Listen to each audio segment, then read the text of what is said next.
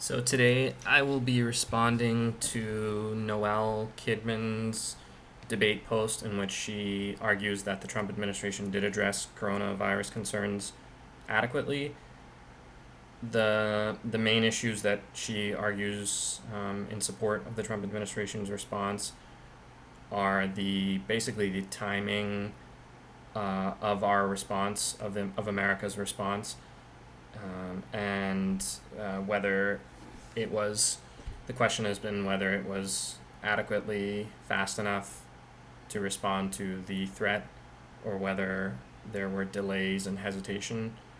And she also argues that the stimulus package that was passed has helped, and that the travel ban from China was effective in the funneling of travelers into airports for testing, and the multiple stay-at-home warnings and the instatement of a national emergency. There's a couple of issues that I will argue on those grounds. First of all, I'm going to talk about President Trump's focus on China as the source of the disease, and the fact that he didn't realize that travel between China and Europe was a huge factor that caused the disease to inflame in Italy, specifically, and the ban on travel from Europe was much later than the one from China, which was dangerous because the rate of infection that was coming out of Italy because of travel between China and Europe was very high, and his ban of travel from Europe was not until way later in March. We can also talk about some of the contradictions that Trump has made in enforcing the stay-at-home order, the use of masks.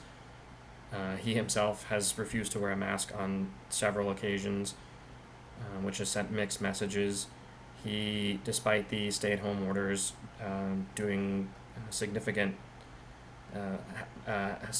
helping to reduce the spread of the disease. He tweeted publicly many times supporting states that wanted to end their lockdowns, which has been disastrous.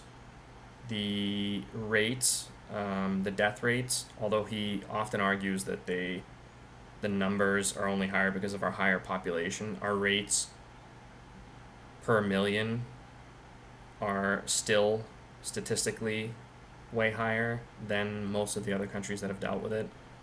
So we know that although our numbers are higher in some sense because of the population of the United States being larger, the truth is that our rates per million are still way higher.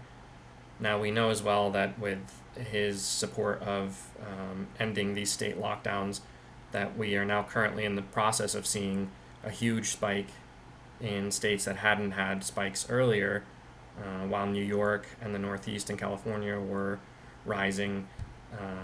We know that states in the South had not hit their peaks yet, but as they have tried to go through the stages of reopening, they are now hitting all-time high record cases per day, and they have had to significantly slow down their reopening plans.